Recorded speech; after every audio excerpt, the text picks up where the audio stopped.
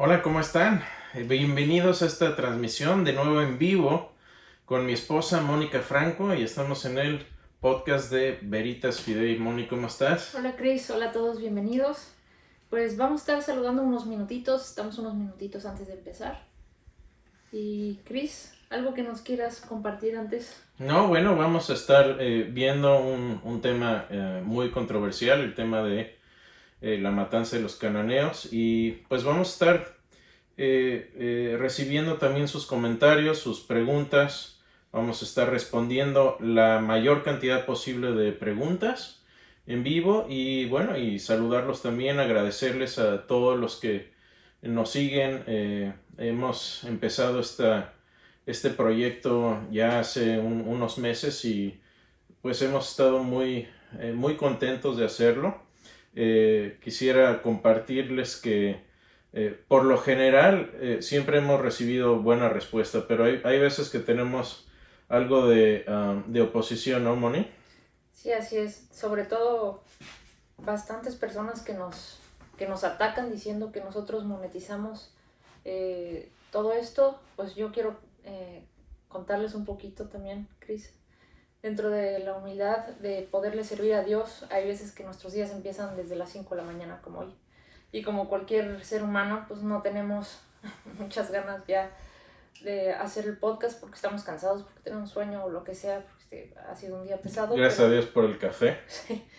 Pero aquí estamos y pues no ganamos nada de esto, al contrario, más bien invertimos de nuestro tiempo y de nuestro dinero y de nuestra disposición por amor a Dios, por servirle a Dios primero que nada y para ayudarlos a todos ustedes con mucho cariño.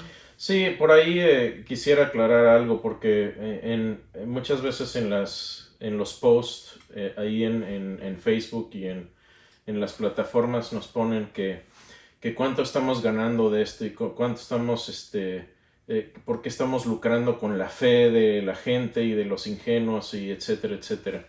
Bueno, yo no estoy para contarles, pero yo no trabajo en ministerio. Yo no vivo de esto. Yo vivo de mi trabajo secular. Soy ingeniero en sistemas y llevo más de 25 años trabajando en esta área. Yo vivo de las bases de datos relacionales, vivo de arquitectura computacional. Esa es mi área, el área de información. Pero también hice una maestría en apologética y esto es lo que me encanta hacer. Me encanta compartir lo poco que he aprendido de titanes de la apologética y estamos aquí para compartir. Como dice Frank Turek, somos mendigos que hemos encontrado un poco de pan y queremos compartir ese pan con los demás. Por cierto, si ustedes van a muchas páginas de apologética o de lo que sea, van a ver que están monetizadas. ¿Y cómo sabe uno que están monetizadas? Porque te salen comerciales y anuncios por diestra y siniestra. Veritasfidei.org es donde ponemos toda nuestra información y esa página no está monetizada. Ustedes van a ir y no van a encontrar malware, no van a encontrar un solo comercial, un solo anuncio, absolutamente nada. Está limpia la página para que ustedes puedan buscar lo que quieran. El botón de búsqueda es una mina de oro porque tenemos ahí más de 300 artículos de lo que estamos hablando y accesible a todos. Esto que hacemos nos cuesta en recursos, en nuestro tiempo y en nuestro dinero. Y yo no trabajo en una iglesia. Aquí estamos en la casa de ustedes y todo lo que estamos haciendo es para gloria de Dios. Así que bienvenidos a nuestro espacio. Esta es su casa y bueno, no sé qué más quieras agregar, Moni. Nada más, Cris. Bueno, adelante. Está bien, vamos a estar resolviendo todas sus dudas hasta el final. Para que todas sus preguntas, para que todos nos empiecen a preguntar hasta el final. Perdón si no les contestamos mientras estamos presentando el tema. Hay que estar con un ojo acá, otro ojo acá, el oído, todo. Exacto, entonces estamos aquí en multitasking y vamos a estar interactuando con ustedes. De nuevo estamos en vivo, el podcast de Veritas Fidei y sus anfitriones Mónica Franco y Cris Dupont. Bienvenidos a este espacio. Pues Cris, como dijiste, hoy vamos a hablar de un tema muy controversial, de la destrucción de los cananeos, y pues lo llamamos controversial porque nuestros amigos ateos pues ni siquiera tienen un fundamento moral para juzgar o para hablar de este tema, ¿no? Entonces, pues aquí se agarran muchos y empiezan a malinterpretar de, pues su supuesto Dios mandó a destruir a los cananeos y entonces como es un genocida, ustedes lo tienen que juzgar a su supuesto Dios. Vamos a poner primero todo esto en orden, Cris. ¿Qué tal si empezamos a acomodar las cosas? Pero en primer lugar, a mí me llama la atención mucho que dicen el Dios del Antiguo Testamento. Dios es diferente a quien era antes en el Antiguo Testamento, a quien es ahora. No, y lo vamos a ver. Dios ha sido el mismo. Dios es el mismo ayer, hoy y siempre. Y Dios siempre ha tenido las mismas cualidades. Lo que sí ha cambiado, no ha cambiado Dios. Lo que ha cambiado es la forma en que Dios trata al ser humano. O sea, y es lo mismo que hacemos nosotros como padres. Uno no va a tratar igual a un niño recién nacido, a un niño de 5 años, a un adolescente de 16 y a un adulto de 40. Aunque yo sea la misma persona, voy a tener un trato diferente con cada una de estas personas según su madurez y su edad. Y el pueblo judío en el Antiguo Testamento era un pueblo moralmente inmaduro, y Dios estaba revelando a ese pueblo para salvar a todo el resto de la humanidad. Eso es el contexto en el que sucede este incidente con los cananeos. Gracias, Cris. Pues para los que nunca han escuchado el término cananeo, ¿quiénes eran los cananeos? ¿Cómo eran? ¿Qué pasó ahí, Cris? Bueno, veamos un poquito de lo que estaba pasando. Y aquí voy a citar también un poquito a Richard Dawkins. Richard Dawkins es uno de los ateos más conocidos, es uno de los conocidos nuevos, nuevos ateos, y uno de los 4 jinetes conocidos como el nuevo ateísmo. Y es una persona que ha vendido muchos libros en cuanto a esto, haciendo críticas de la religión y en particular al cristianismo. Entonces, ¿qué es lo que sucede? Que en esta época en la que Dios empieza a revelarse al pueblo judío, tenemos que se establece el pueblo judío y empieza a conquistar la zona de Canaán. ¿Y qué sucede? Que hay pueblos paganos alrededor que están cometiendo toda clase de maldad, y Dios manda al pueblo judío a eliminar estos pueblos. No solo eliminarnos, no fue una eliminación étnica, ¿sí? Porque aquí, por ejemplo, Richard Dawkins dice que esto fue una limpieza étnica y un genocidio, ¿sí? Y que el Dios del Antiguo Testamento, dice, es el personaje más desagradable de todas las historias de ficción. Entonces, si uno dice que Dios tuvo razón de eliminar a estos pueblos por su profunda maldad y su profunda depravación, entonces Richard Dawkins diría que estamos del lado de un genocida y nos compararía con el Talibán, básicamente. Pero si vemos algunos factores importantes de cómo se estaban conduciendo estos pueblos, en particular el pueblo cananeo, diríamos, wow, Dios tuvo razón en eliminarlos, y no fue una limpieza étnica, fue una pena capital. Es decir, ampliemos el contexto un poquito de esto. ¿Cuál es la queja número 1 de los ateos, por lo general? Bueno, ¿por qué Dios permite tanta maldad en el mundo? Sí. Sucede que cuando se quejan y Dios ejercita su poder de eliminar lo que Él considera como gran perversidad y maldad en el mundo, se quejan de que Dios está haciendo su trabajo. Sí. ¿Sí? Entonces, por un lado no puedes darles gusto, ¿sí? Porque por un lado se quejan de que Dios permite el mal, pero cuando Dios dice se acabó el mal, no voy a permitir más esta maldad, y elimina a los malhechores, entonces dicen, wow, qué mala onda que Dios mandó matar a toda esta gente pobre e inocente. Sí, este supuesto Dios. Ese es el punto, ¿no? Sí.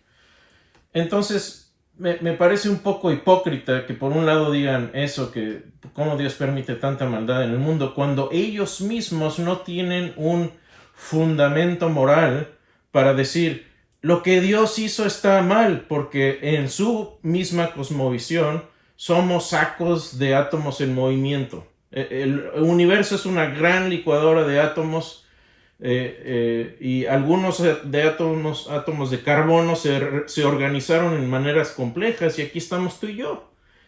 2 sacos de carbono interactuando en un podcast complejo. Es complejidad, pero a fin de cuentas somos eso, en un reduccionismo como el de Dawkins. Entonces, ese es el contexto de esto que vamos a hablar ahora. Si algún creyente nos pregunta, bueno, ¿cómo fue esto justo? Ya estamos hablando entonces seriamente. Y yo sí tomo a los ateos seriamente. Yo esperaría que ellos hicieran lo mismo a la hora de nosotros explicar las razones que Dios tuvo para eliminar a los cananeos. Y no solo a los cananeos, a otros grupos también. Hay otros grupos y podemos hablar de ello. ¿Pero qué tipo de maldades, Cris? Danos algunos ejemplos. Bueno, el punto no era que los cananeos eran medio malos, medio malvados. Era una cultura profundamente depravada. Era una cultura que nadaba en grandes maldades que si las estuviéramos viviendo hoy, y las vivimos en muchos sentidos, diríamos, hay que terminar con esta gente, no podemos dejar vivir a esta gente.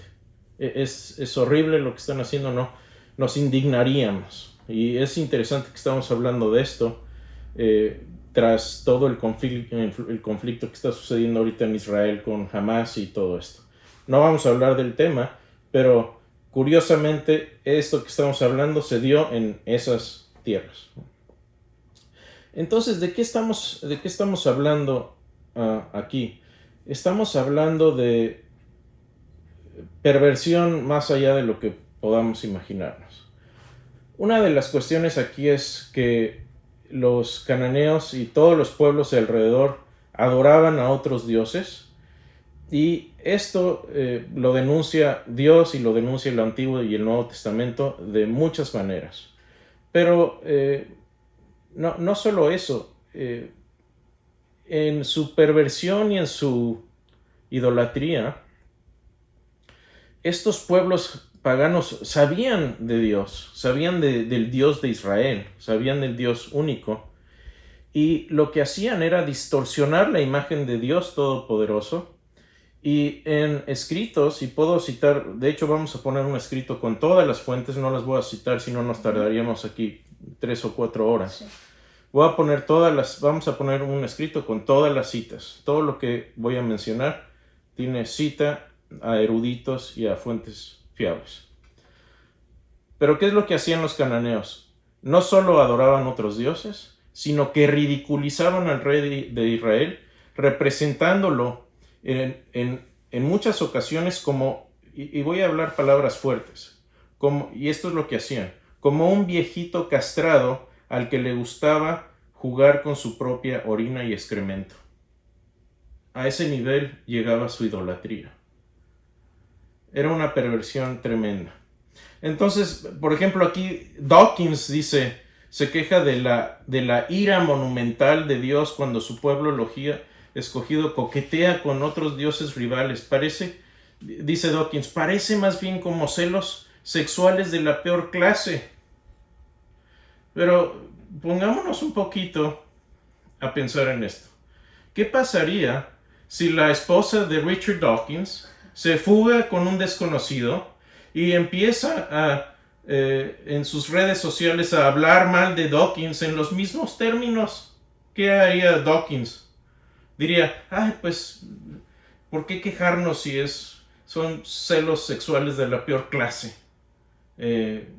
Lo que pasa es que le gusta criticar cuando se trata de Dios, pero cuando se trata de Él, ahí sí es otra cosa, y ahí sí es donde se acaban los relativistas morales. Sí. Entonces, parte del problema aquí, y parte del problema de Dawkins, y parte del problema de muchos ateos es que su misma corrupción, la misma corrupción humana, corrompe nuestra capacidad de amar lo que Dios ama. ¿Sí? Y por tanto, amamos lo que Dios aborrece.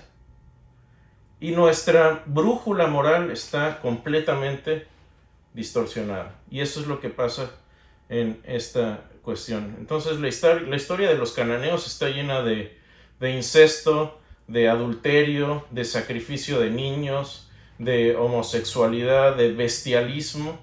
Y todo esto, todas estas cosas, todos estos pecados fluyen de su idolatría. Entonces el problema central de estos grupos es su idolatría. Y por cierto, de ahí vienen tantas leyes ceremoniales extrañas que muchos ateos también les gusta burlarse, que no comas camarones, no hagas esto, no hagas lo otro. Porque todo el sistema judío y todas las leyes que Dios les da están diseñadas para aislarlos de esa idolatría, para recordarles en todo lo que hacen que Dios, Dios es uno y no se adoran a otros dioses. Ese es el punto. Pero Chris, vamos a desglosar qué tan malos eran los pecados, porque hoy en día también existe el adulterio y todo eso. O sea, qué tan malo era esto como para... Vamos a ir viendo uno por uno. Uh-huh. ¿Puedes darnos ejemplos para ver qué tan malo era para llegar a este límite? Bueno, ya hablamos de la idolatría. Sí, la idolatría es uno. El siguiente es el incesto.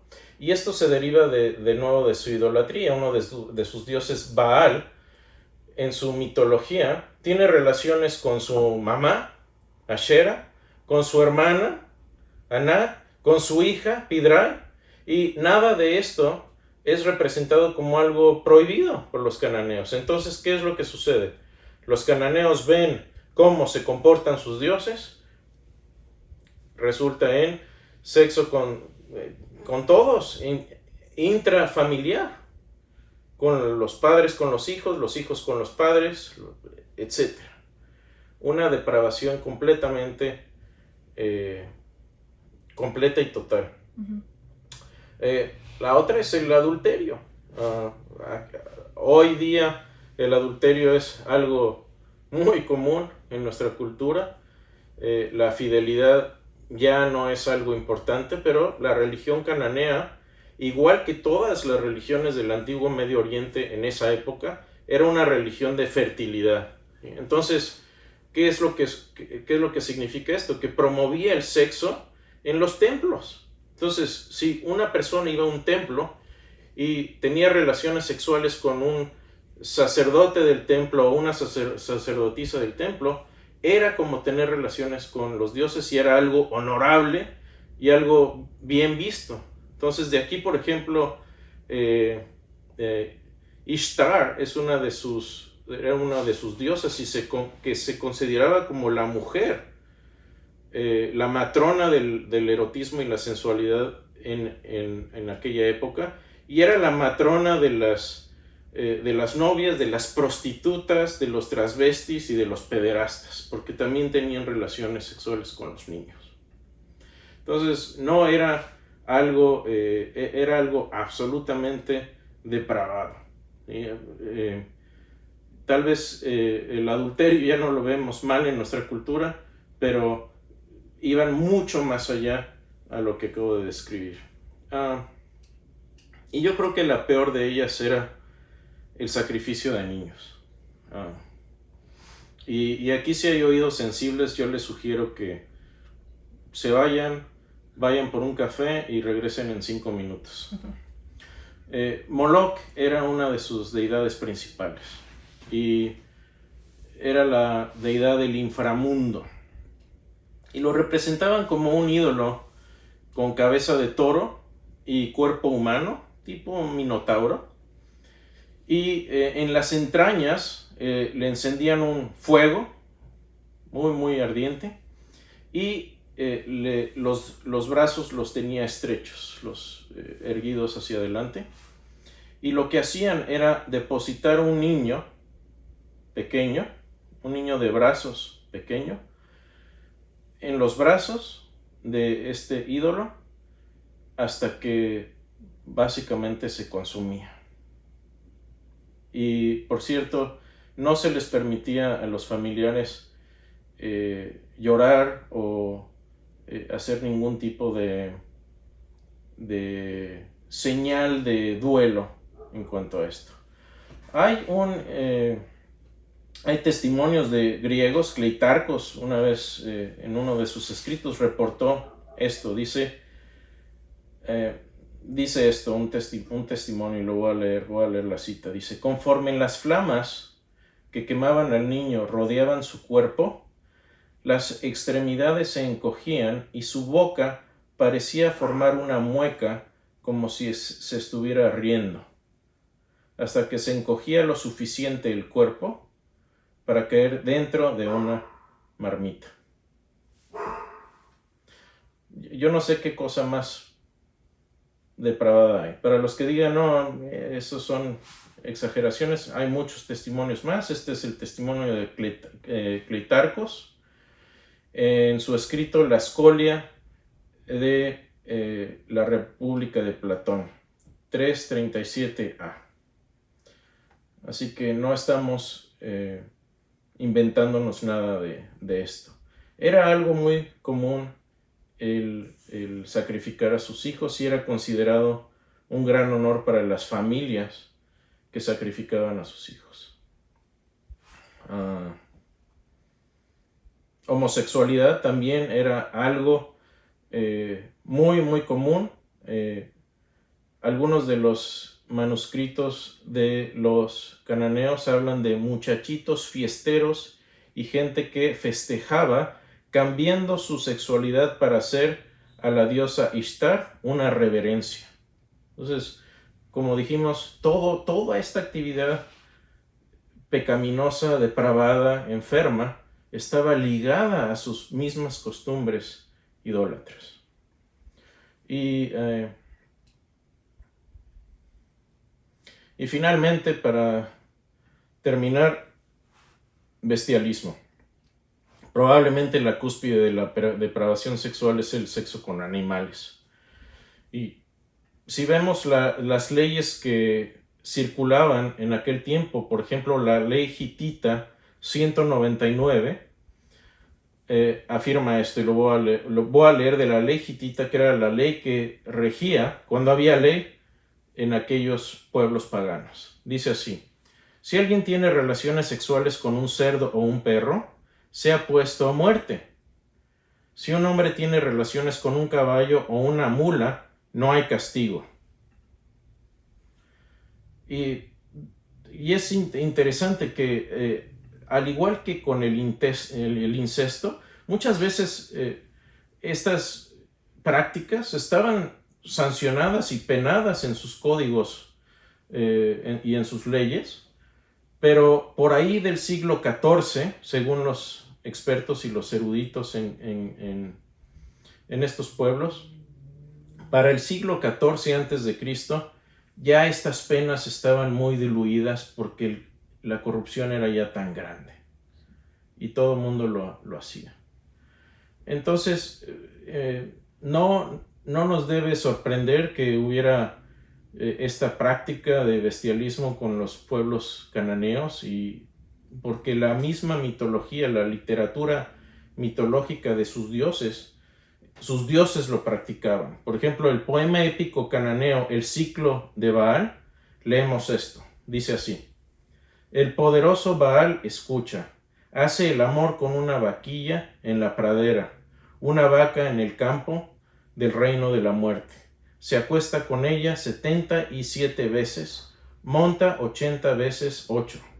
Ella concibe y le da un hijo. Esto es la idolatría que genera o degenera a estas personas. Y entonces ven estas prácticas en sus escritos religiosos y eso es lo que practican en la vida real. Entonces, muchas veces cuando vemos estas cuestiones, Moni, y me parece que lo que dijo C.S. Lewis es muy correcto. C.S. Lewis dice que cuando entendemos con precisión la profunda maldad humana, el juicio de Dios nos parece justo y un mero corolario derivado de su bondad. Pero cuando tenemos nuestra conciencia corrupta, eso entonces nos parece, como Richard Dawkins dice, celitos de un viejito enojón. Y eso no es de lo que estamos hablando aquí. Ojalá nuestros amigos ateos nos tomaran igual de en serio que como nosotros los tomamos a ellos y escucharan las razones por las que Dios elimina a estos pueblos. Gracias, Chris. ¿Y qué pasó cuando Israel empezó a actuar igual que los cananeos? Dios, por ser su pueblo elegido, tuvo favoritismo, fue parcial, los trató mejor. ¿Qué pasó ahí, Chris? Sí, ¿no? Pues es el pueblo favorito de Dios, entonces estaba bien que ellos tuvieran todos estos pecados. No, claro que no. Como dijimos al principio, Dios es Dios y el problema de Dios no eran los cananeos. Por eso no es un genocidio. Un genocidio es la eliminación sistemática de una raza. Es lo que pasó en la Segunda Guerra Mundial con Hitler.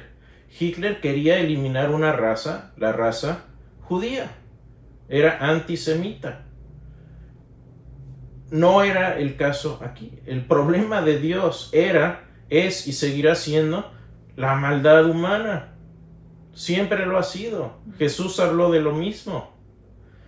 Entonces el problema no es con un pueblo, porque precisamente lo que muchos ateos no mencionan es que cuando los judíos, los mismos judíos, son seducidos por estos pecados, que Dios les había dicho, todas estas leyes son para que no se corrompan, pero ¿qué pasa? El ser humano somos necios. ¿Y qué sucede? Se corrompe. ¿Y qué sucede cuando se corrompen? Dios les aplica el mismo juicio a los judíos. Dios no tuvo favoritismo. Israel fue advertido una, otra y otra vez de no permitirse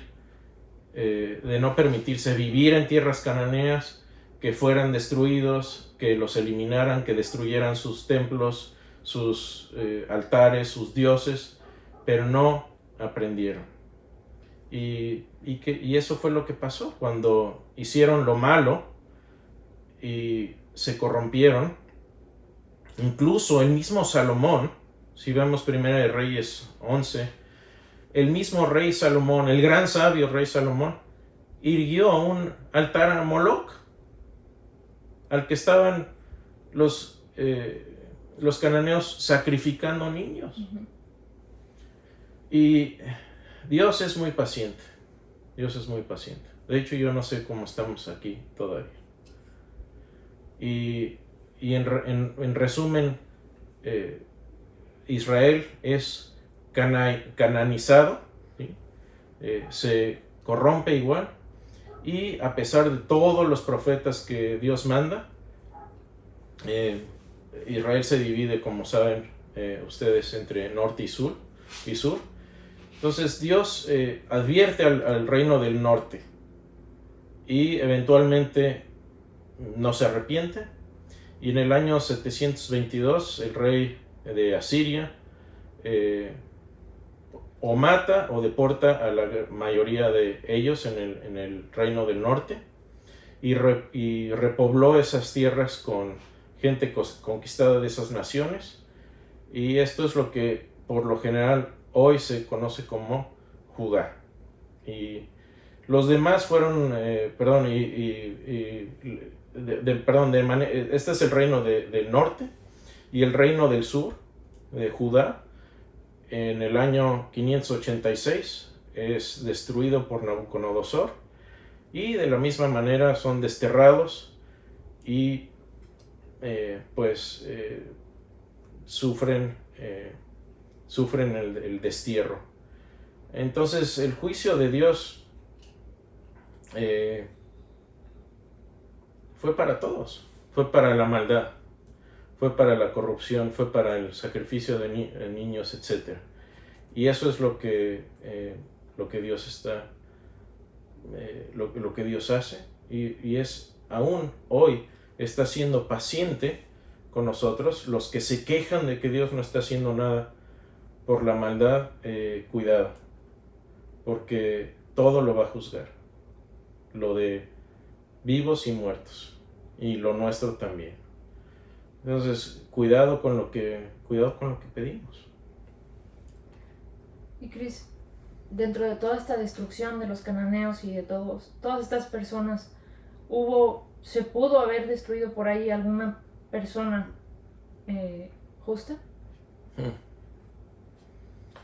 Sí, este es un punto que a veces dicen, bueno, ¿qué tal si Dios no es justo? Podría tal vez haber habido un cananeo justo, especialmente a la vista de tanto pecado, y esa pregunta la hizo el mismo Abraham. No es una pregunta nueva. Abraham en Génesis 18, cuando Dios le habla de la destrucción de 2 ciudades cananeas que bien conocemos, Sodoma y Gomorra, le pregunta Abraham a Dios, dice, ¿de veras vas a exterminar al justo con el malvado? Lejos de ti hacer tal cosa, matar al justo junto con el malvado, y que ambos sean tratados de la misma manera. O sea, jamás hagas tú tal cosa, no seas injusto, no vayas a ser tú injusto. Tú que eres juez de toda la tierra, ¿no harás justicia? Entonces, últimamente, el Señor le concede a Abraham su petición y le dice, está bien, yo voy a perdonar a ambas ciudades si solo encuentras 10 justos entre las 2 ciudades. No en cada ciudad. Si entre las 2 ciudades encuentras a 10 justos, yo los perdono a todos. Pero cuando leemos la historia y terminamos de leer todo esto, Abraham no pudo encontrar un solo justo. Y Dios hace lo que había mandado.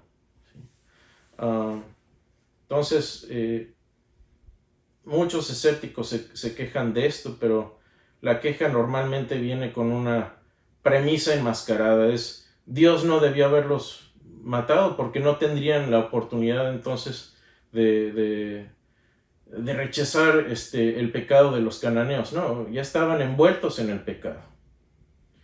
Y algunos dicen, bueno, pero los niños no tenían la culpa. Bueno, yo aquí diría varias cosas. Diría, en primer lugar, los niños, y tenemos una serie de entradas en el blog con mucho detalle de esto, porque mucha gente lo que le causa problemas son los niños. Pero voy a hablar muy breve de esto. En primer lugar, muchos escépticos se quejan de que hubo niños que murieron en la destrucción de Sodoma y Gomorra, o tal vez en esta destrucción de los cananeos, de lo cual no hay evidencia que hayan muerto niños, no lo sabemos.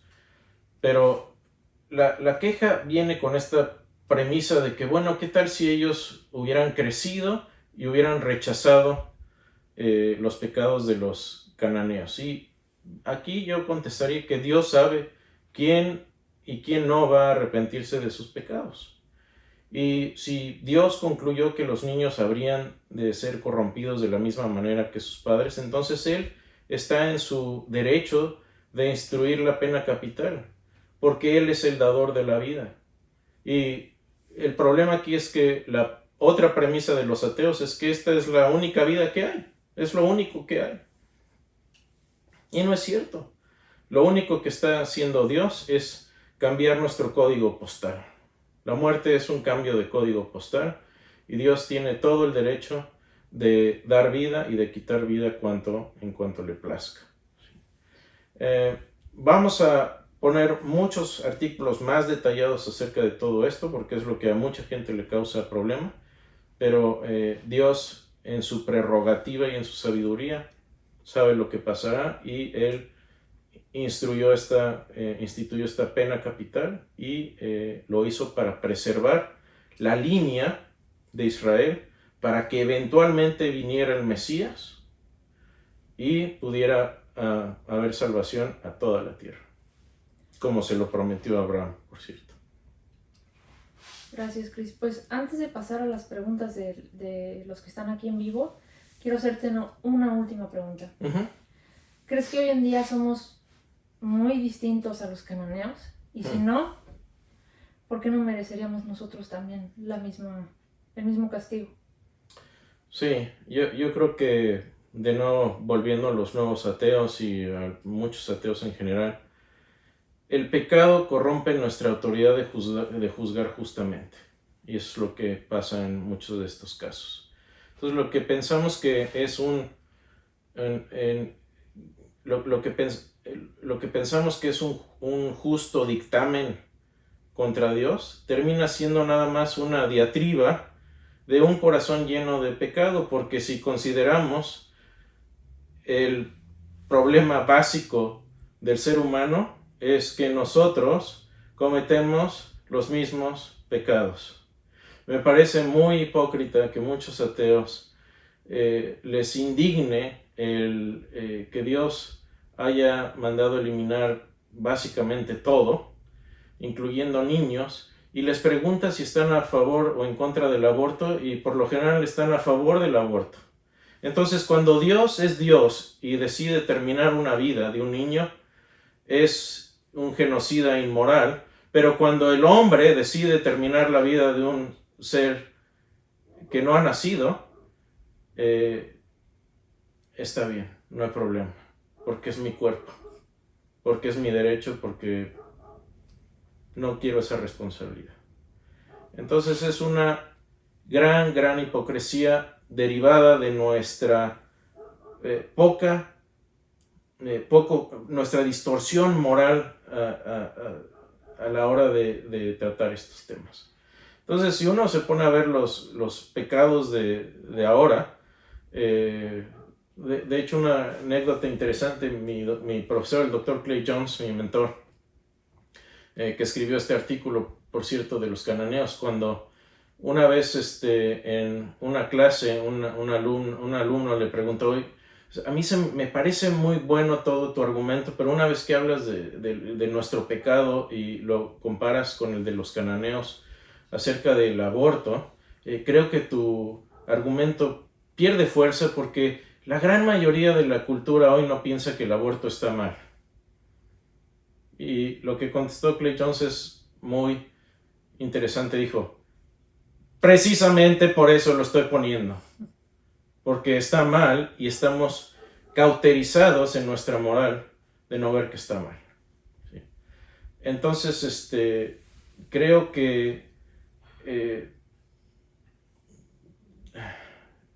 al menos que estemos sintonizados con lo que a Dios le agrada y lo que Dios odia, y odiamos el pecado, no vamos a entender por qué Dios permite la eliminación de los cananeos, el juicio capital contra los cananeos. Y no solo ellos, contra los mismos judíos y contra otros grupos también en el Antiguo Testamento.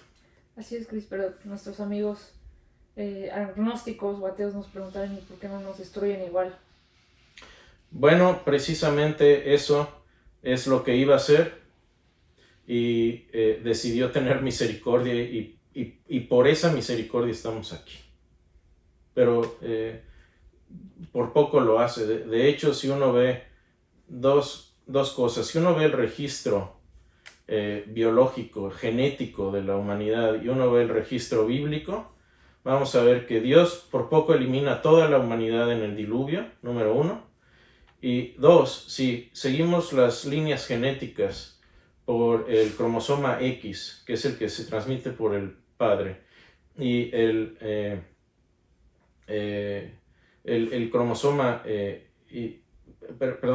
cromosoma X de la madre y el Y del padre, llegamos a un punto, porque todas estas líneas se pueden trazar. Llegamos a un punto donde la población humana fue extremadamente pequeña. Y estuvimos al borde de la extinción. Si estamos aquí hoy, es porque Dios nos ha dado la misericordia de existir. No porque lo merezcamos. Sí, y yo agregaría que nos ha dado la misericordia de su Hijo Jesús, que vino a salvarnos. No solo eso, somos la única especie, porque a los ángeles no se les ha concedido esto, y lo hemos mencionado aquí, que han probado todo el pecado a su máxima expresión, y aún tenemos la oportunidad de heredar el reino de Dios, con Dios. Eso es absolutamente increíble, la misericordia que tenemos de parte de Dios. Muchísimas gracias, Chris. ¿Qué te parece si pasamos a las preguntas de los que están aquí en vivo? Excelente, buenísimo. Primero, vamos por orden. Gustavo Sánchez, ¿qué tal? Saludos desde Puebla, México. Gracias por estas enseñanzas bíblicas. Bendiciones. Un gusto, bendiciones. Saludos a Puebla. Alvarado Madera, Román Madera, saludos desde Acapulco, Guerrero, México. Bendiciones. Acapulquito, un saludo. Luis Garibay, saludos, Gran Dupont desde Tijuana. Saludos a Tijuana. Steven Hurtado, aleluya, Dios le bendiga gradualmente, saludos desde Perú, son un matrimonio de mucha bendición. Muchas gracias Esteban, un gusto y gracias por estar con nosotros. Elizalde Cast, saludos desde Reno, Nevada. Reno, un saludo, alguien acá en Estados Unidos, saludos. Luis Crispín Cabrera, Dios les bendiga hermanos. Gerardo Martínez Ceballos, saludos desde Durango, México. Saludos a México, nuestra patria. Luar Lectel, saludos, bendiciones. Daniel León, interesante tema, saludos. Mauri Cuello, ahí viene una pregunta. Ajá. Hola, saludos desde Uruguay, me gustaría que desarrolle el tema sobre esta falacia casi infantil de Epicuro. De hecho ya la vimos en podcast pasados, pero ahí está la falacia. Dios puede y no quiere, Dios no es bueno, si quiere y no puede. Uy, se me perdió. Es omnipotente. Ajá. Sí, es un falso dilema porque Dios no es literalmente omnipotente ni un mago. Nada puede ante las matemáticas ni la naturaleza.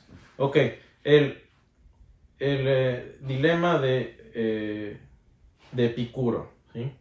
Es básicamente el problema del mal, como lo hemos enunciado, y básicamente lo que hemos postulado es que el ser omnipotente, benevolente y tener la capacidad de terminar con el mal no hace a Dios incompatible con permitir el mal si es que hay propósitos positivos para permitir tal mal.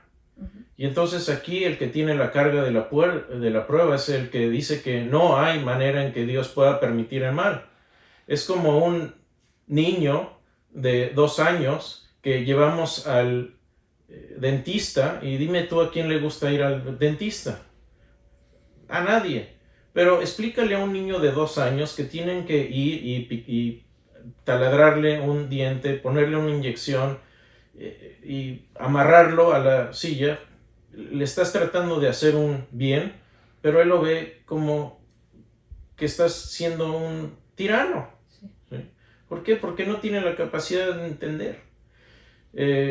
Y bueno, aquí la otra cosa que diría Mauri, tenemos un escrito en el blog de Veritas Fide que se llama Destruyendo el argumento favorito de los ateos, donde el gran filósofo cristiano Alvin Plantinga desmantela este argumento usando lógica modal, lo cual la lógica modal es equivalente a las matemáticas. Entonces, dilema de Epicuro, ningún filósofo serio lo toma en cuenta. Lo que se toma en cuenta ahora, esto es el problema lógico del mal, lo que ahora estudian los filósofos es, si Dios permite esta maldad, lo más probable es que no exista. Ya no dicen que no existe, dicen probablemente no existe. Y ahí es por la razón por la que hemos empezado también este podcast. Pero vamos a poner un enlace en los comentarios acerca de esta entrada del dilema de Epicuro. Luis Crispín Cabrera, hermano Cris, ¿los cananeos ya conocían al Dios de los judíos? Absolutamente, como mencioné al principio, no solo lo conocían, se burlaban de él, lo ridiculizaban, se burlaban de las maneras más asquerosas del rey de Israel, y absolutamente lo conocían. Pablo Fernando Spitia, saludos a la mesa desde Colombia. Saludos, muchas gracias, saludos a Colombia, Pablo. Alfredo Rodríguez Ruiz, ¿qué creen ustedes que quiso decir Jesús con su silencio cuando Pilatos le preguntó ¿y qué es la verdad? ¿Será que ya le había respondido con yo soy la verdad y la vida? Sí, Jesús dijo, yo soy el camino, la verdad y la vida, nadie viene al Padre sino por mí. Y cuando Poncio Pilato responde, ¿y qué es la verdad? Yo pienso que simplemente, el Pilato yo creo que sabía perfectamente que Jesús era inocente. Y me atrevo simplemente a especular que cuando dice, ¿y qué es la verdad?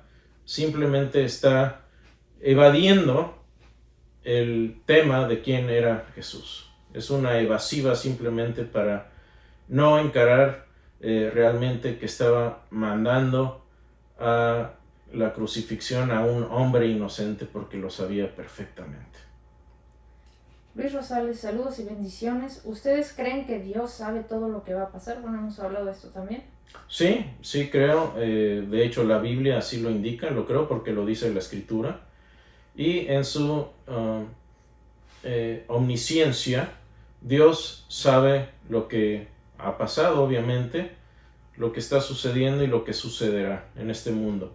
Y de hecho, me atrevería a decir que tiene también lo que llamamos conocimiento medio, es decir, que antes del decreto de creación, es decir, antes de que Dios, antes lógicamente, porque antes no se puede hablar de un antes cronológico, sino de un antes lógico. Entonces, Dios sin la creación sabe qué pasaría en toda situación y en todo mundo posible, en todo universo posible que Él crea. Entonces, creo que ese tipo de conocimiento también, que le llamamos conocimiento medio, es parte de lo que Dios sabe. Gracias. Comunidad de Fe, saludos desde California. Un saludo a California. Tostao López Urbano, buenas noches desde Perú. Gustavo, saludos a Perú. Sandra Schenfeld, saludos de Argentina, hermanos. Saludos. Hermanos, deberían de transmitir por TikTok. Uy. Bueno, vamos a hablar un poco de TikTok. En lo personal, yo estoy peleado con TikTok porque TikTok es una plataforma muy poco regulada y se da toda cantidad de porquería en esa plataforma. Y yo me niego a estar interactuando con ese tipo de plataforma, porque simplemente a la hora de meterte a TikTok ya tienes toda cantidad de porquería en tu pantalla, cosas que ni siquiera uno está siguiendo. Se me hace una plataforma tremendamente corrupta, y por nuestra propia sanidad espiritual no hemos puesto TikTok. Tenemos una cuenta en TikTok que nosotros no manejamos, pero hemos decidido prácticamente abandonarla. Sí, ya con el Facebook y el Instagram sí, tienes demasiado. Bastante, sí. Orlando López, bendiciones hermanos, qué bendición, saludos desde Ecuador. Saludos Orlando, gracias por seguirnos. Luis Garibay, su opinión o aclaración acerca de Génesis 6:7, donde parece Dios arrepentirse de crear al hombre. Sí, bueno, Dios no tiene, obviamente cuando Dios habla, por ejemplo, los ojos de Dios se extienden sobre toda la tierra. Bueno, Dios es un ser inmaterial, no quiere decir que tiene Dios dos globos oculares con retina, iris, etc. Sino que Dios transmite ideas a nuestro nivel es de nuevo el ejemplo. Cuando vas a hablar con un niño de 2 años, tienes que hablar a su nivel de manera que te entienda. Tienes que bajarte a su lenguaje para que te comprenda. Y es un poco lo que hace también la Escritura. Dios se revela de una manera que es familiar para nosotros. ¿Qué quiere decir que Dios se arrepiente? Pues obviamente que Dios está sumamente triste, molesto, que en realidad su corazón se vuelca por la maldad humana y por lo que está viendo. Obviamente no quiere decir que Dios de repente cambió de opinión y dijo, bueno, no voy a eliminar a la humanidad. Dios ya sabía que Moisés iba a abogar por la humanidad, etcétera, que todas estas cosas iban a pasar. Pero en la forma de comunicar, la Biblia usa antropomorfismos para darnos a entender exactamente qué es lo que Dios está pensando y nos está dando la información digerible a una audiencia humana. Gracias, Chris. Ya se nos está acabando el tiempo. Antes de que escojas una o dos preguntas más, Chris, el próximo programa vamos a ligarlo también con lo de los aztecas. Vamos a aprovechar el mes de la hispanidad para hablar sobre todos estos temas que van ligados con el tema del mal. Y bueno, Chris, si quieres cerrar con una o dos preguntas más, las que tú quieras. Bueno, aquí las últimas. Dice, ¿qué piensa Dios sobre la soberanía de una nación? Bueno, este es un tema amplio. Lo que aquí puede uno leer Romanos 9, que las autoridades son puestas por Dios y obviamente hay autoridades corruptas y obviamente nuestra lealtad obviamente va a Dios primero, pero también debemos tener lealtad y respeto y honor a los países. O sea, nosotros vivimos en un país que no es nuestro país de origen, es un país que nos ha adoptado, pero respetamos las leyes, honramos a los funcionarios, etc. Pero también condenamos el mal y la corrupción. Y si el Estado nos manda a hacer algo que va en contra de la ley divina, nuestra primera ley es Dios. Entonces, sí, hay soberanía hasta cierto punto, pero la soberanía última y total es la de Dios, no la de una nación nada más. Alberto Hernández, saludos desde Tijuana. Y la última pregunta, Cris. Dice Luis Crispín Cabrera, dice, hermano, ¿crees que Dios trató con los cananeos antes de la llegada de los judíos? ¿Trató con los cananeos? No lo sé, la Biblia no lo dice. Yo pienso que es cierto lo que dice la Escritura, que Dios esperó y esperó y esperó hasta que la maldad de estos pueblos estaba ya a un nivel tan extremo que era obvio que Dios tenía que actuar. Y es lo que sucede, y Dios actúa y Dios elimina el mal. Entonces, honestamente, voy a decir, no lo sé, Luis, no te puedo decir porque la Biblia no lo dice, pero lo que sí creo es que Dios fue muy paciente con estos pueblos por muchos siglos, 400 años dice la Biblia que esperó Dios a que la maldad de estos pueblos estuviera lista para hacer algo al respecto. ¿Por qué? Porque Dios es lento para la ira y grande en misericordia. Entonces, por eso cuando alguien dice, ¿por qué no hace Dios algo al respecto con toda la maldad que hay hoy? Cuidado con lo que pedimos, porque eventualmente eso es exactamente lo que va a hacer. Así es. Pues muchísimas gracias, Cris. ¿Algo que quieras agregar? Nada, muchísimas gracias por estar con nosotros. Si hay más preguntas, vamos a tratar de responderlas y pues es un privilegio poder estar aquí con ustedes y poder interactuar en vivo en estas plataformas también, que aunque a veces se usan para la corrupción, y para la mala información también las podamos usar para la gloria de Dios, y es un privilegio haber estado aquí con ustedes y contigo, Moni. Gracias, Cris. Cerramos con una oración. Adelante. Padre bendito, Señor, gracias por pues este espacio que nos permites de interactuar con tanta gente que nos sigue, y te pedimos una bendición especial por cada individuo y cada familia que nos acompaña, y por toda persona que estará interactuando con este material. Bendice resto de esta noche, y gracias por estar con nosotros. Te damos gracias en nombre de Jesús. Amén. Amén. Gracias a todos. Dios los bendiga. Gracias, Cris. Hasta luego. Hasta luego. Gracias.